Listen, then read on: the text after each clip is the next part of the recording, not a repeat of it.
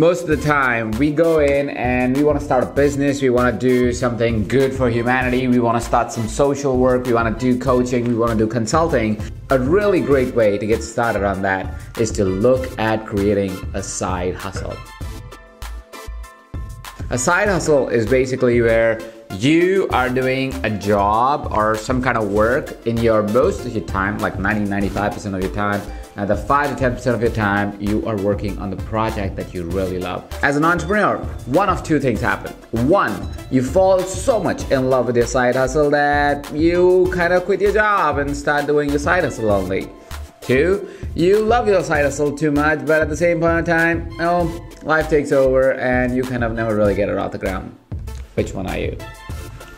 Now that you know you're the guy or the girl who either quits everything or kind of lets it all die, here is what you gotta do next. First step is look at your side hustle as just that, a side hustle. That means that you don't have to nail it when you get started. You don't have to be perfect when you get started. You don't have to get it done on a very aggressive timeline. Here is what you might end up doing. Oh, I just started my side hustle and I'm gonna get it done tomorrow. Well, that's not how it works. You see, any great company, any great business, any business that turns profitable takes a little bit of time for it to get set up, gets its own traction, gets its first clients, really kind of have its own life. And because of that, thinking about that your side hustle is going to work out over a weekend is kind of an over expectation. What you do want to do instead is give yourself a reasonable timeline. Think about it like this. Your side hustle is a company. And if it is a company, it needs the time it needs to lay the foundations and find the right message and clarify it and then find your clients and then get feedback from your clients and then see if it even works and if it makes any sense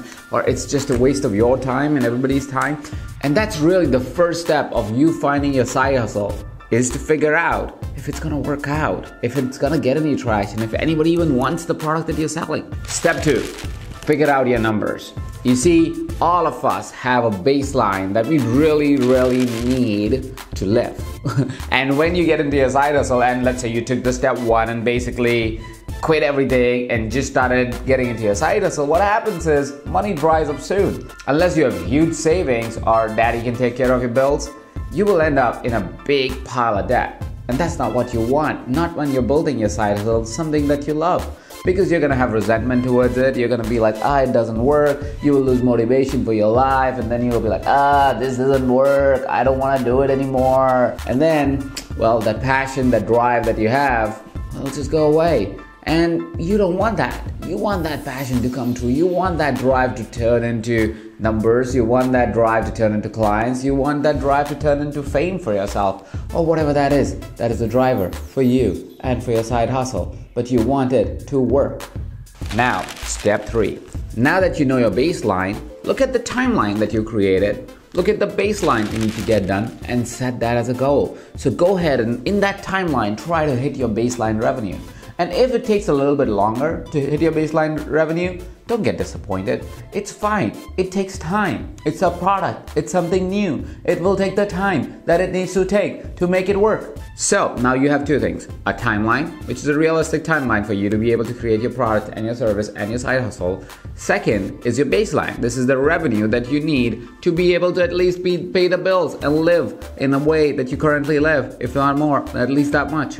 Right? Now that you have a timeline and a baseline, what you want to do is you want to see how you can hit your baseline revenue or income and the timeline that you set up. And you want to create a path to hit just that.